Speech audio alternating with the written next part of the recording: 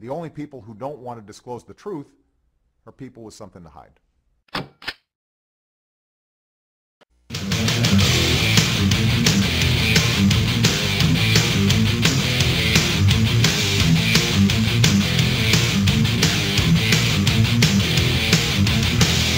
Welcome back to the Savage Nation. We're going to talk about the Obama You Don't Know, an amazing 10-part series that appeared today in the Washington Examiner. The executive editor is Mark Tapscott, who joins us. This should be a book. Mr. Tapscott, welcome to the Savage Nation.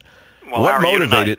Unbelievable. What motivated this 10-part series on Mr. Obama?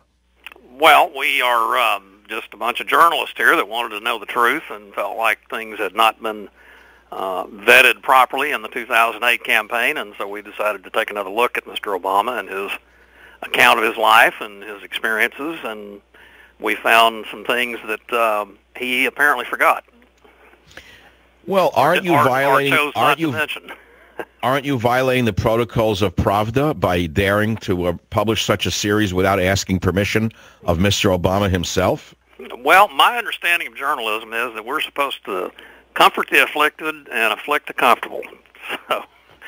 So you don't ascribe to the Dan Rather, Tom Brokaw, NBC, ABC School of Journalism. In your first chapter, A Childhood of Privilege, Not Hardship, you pretty much blow the lid off the myth that the Obamas suffered somewhat as a child. In fact, they had a kind of plush childhood. Both of them did. Isn't that true? Well, as a matter of fact, Barack Obama especially had, we have to admit, he did have some difficulties in his childhood because of his parents' situation. Any of us would if we were in the same kind of deal. Yes. But from the perspective of the kind of opportunities that he had, the social milieu that he was able to grow up in, the economic status that he had as he was growing up, it certainly was not an underprivileged childhood. So chapter 1, I read the article for the audience today on the Savage Nation, A Childhood of Privilege, Not Hardship in Hawaii. It was very interesting. What is chapter 2 about in the series in your newspaper, the Washington Examiner? Well, you may recall from the 2008 campaign, a great deal was made of the fact that he called himself a constitutional law professor at the University of Chicago. Right. And in fact, he wasn't actually a professor. He was a lecturer. Which is kind of a... Oh, wait a minute. Now, look, you and I both know that's simply not that big a deal to the Democrat, whether you're a lecturer or a professor. It's more or less... If you feel you're a professor, aren't you a professor? Well, if you're a professor, you are going to very likely have tenure and a much higher salary. If you're a lecturer, you basically are a part-time contract employee. It makes a big difference. But you say in chapter 2, the myth of the rock star professor. What does that refer to? Well, Time magazine described him as precisely that, a rock star professor. And we went in and looked at the student evaluations of Barack Obama, the students who actually took his courses over the 11 years that he was a lecturer. And their ratings, the first 2 years, he was pretty popular, but from that point forward, he steadily went down, and in the last 4 or 5 years, he was among the least popular of the professors. So, well, here's the part in your article that really really struck my. Okay, Obama's byline did not appear in a single legal journal while he taught. Does that mean he never wrote a legal article? Right, that's exactly what it means. He did write his book. Isn't that unusual for a law school professor not to write a single legal article? Well, it's especially unusual for a law school professor, and it's especially unusual for a law school lecturer at the University of Chicago, who people who have those positions then and now are expected to publish legal articles. And in fact, 3 of the folks that were also lecturers at the time Obama was there and who were also sitting federal judges published between them about 170 such pieces. So it can be done. He just had as a former university person myself, I certainly know what you're referring to, but the average listener doesn't understand what you're saying, I don't think. You say federal judge Richard Posner, who was at the same faculty at the same time, published 132 articles between 1993 and 2004, and federal judge Frank Easterbrook, also a legal scholar on the same faculty, published 32 legal articles from 92 to 2004, while Obama published no such articles. The legal article in that context is very simply this: legal professors, lawyers, academics, judges, and so forth talk and debate and discuss with each other through legal journals, law journals, about issues that are currently in focus in the courts or have been or may be in the future. And it's very much part of the ongoing legal community's discussion about what the law means and how it should be administered. He didn't participate in that. What about when he was at Harvard Law? How did he become the editor of the Law Review? How did that happen if he hadn't published anything? What we found in looking at that, and we actually did not include this material in the special report that was published today, the whole process for becoming the head of the Harvard Law Review at that time was very much a political process. And contrary to the story that was put out at 2008, he was not a unanimous choice by any means. He was not even the only minority candidate. There were 3 others. And ironically, after literally, I believe, about 17 hours in this marathon political bargaining session among all the candidates and the voters on the review staff, Obama emerged the winner when the small caucus of conservative students on the staff, law students on the staff, for reasons known only to them, threw their support behind Obama. Wow. Sounds like they were Republicans of today in some regard. But the myth of the rock star professor is very intriguing, and it's part of a larger series, of course, The Obama You Don't Know. If you, as the executive editor of this series, were to be asked, what do you think is the greatest revelation in all 10 chapters, could you reduce it to the single biggest revelation? I think the most surprising one is that we found an obscure case while Obama was practicing law in Chicago where he defended a slumlord in Chicago who had tossed out a bunch of his low-income tenants. Oh, no, that's such an important story. Mark, that's a big one. I remember that now. He was a lawyer representing a slumlord, and the slumlord evicted, was it not poor black people from a housing project after cutting off their electricity and water? Absolutely, and refusing to turn it back on for a month. And what he did is he forced them out without benefit of an eviction process, which basically told them to get lost. And Obama was the legal eagle behind this?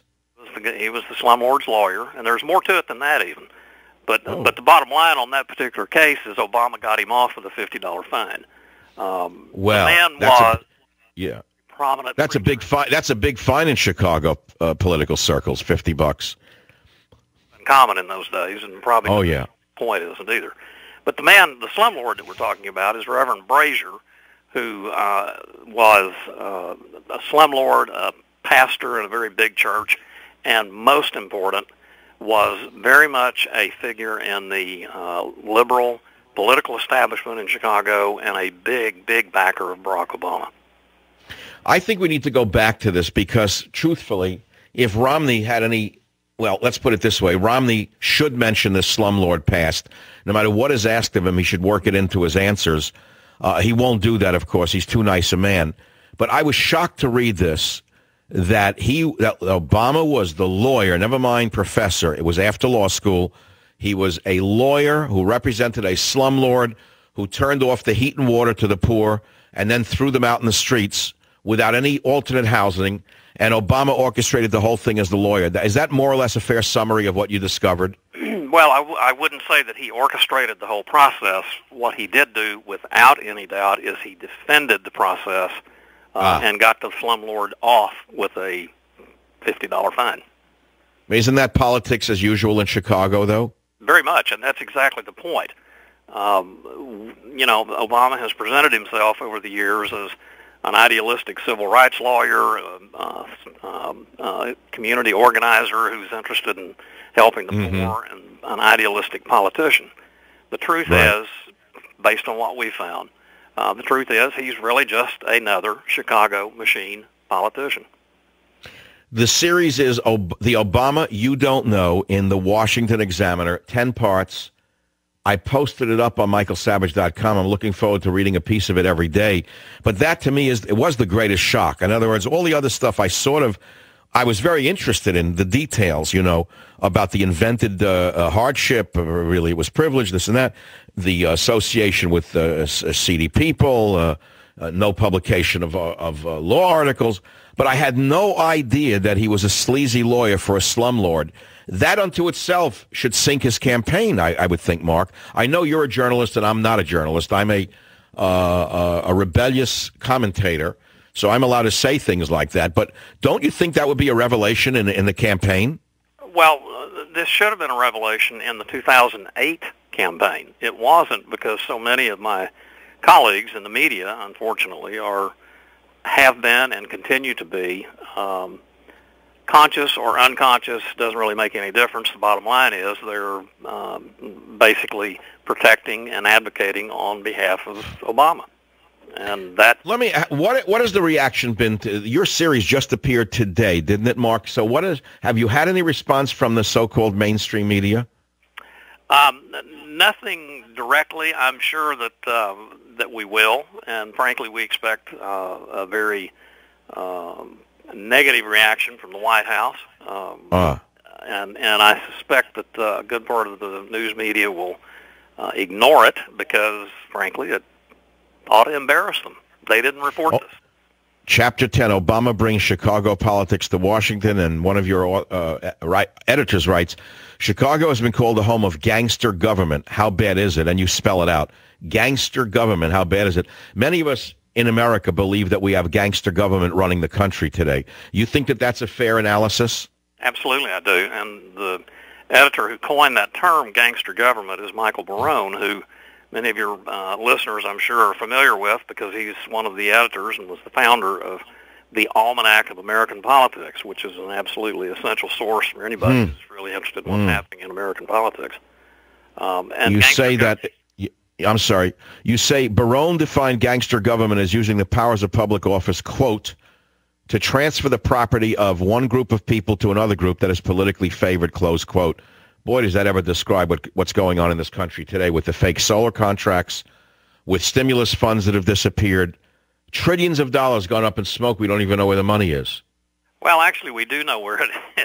It's in the pockets of Obama's friends and political supporters. Well, isn't that a crime? Well, let's not forget we're talking about Chicago politicians, and they are the world's masters at covering their tracks. It's very difficult to prove. But the bottom line is, as we report, 3 of every 4 of the $20 billion in clean energy loans that have gone out under Obama went to companies that his supporters, friends and political donors, own, manage, or otherwise have an interest in.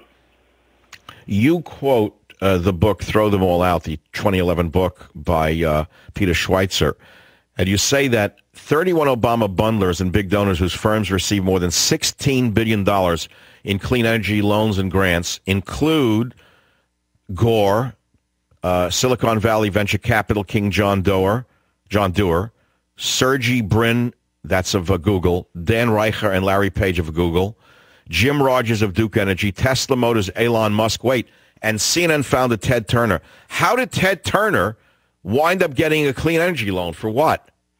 Well, it's a company that he has an interest in, and I don't remember the specific details of his. But well, you know what? Well, here's the thing, Mark. This should be discussed by Romney. This is what Romney should be talking about, don't you think? Well, I certainly think anybody who's interested in what's going to happen in this election ought to be talking about it because it's, bears directly on whether or not the incumbent president should get another 4 years. If you want 4 more years of that stuff, vote for him. Yeah, with reappropriation of people's money. Incredible. The Obama You Don't Know, 10-part series by the Washington Examiner. With us on this topic was Mark Tapscott, the executive editor. And Mark, I want to thank you very much. I will be reading from this over the next few days. Incredible journalism. I'm proud to be an American today, and I'm proud to say there's still a journalism alive in the country. Absolutely. Thank you so much. Thanks, Mark. I'll be right back on the Savage Nation. Savage. The only people who don't want to disclose the truth are people with something to hide.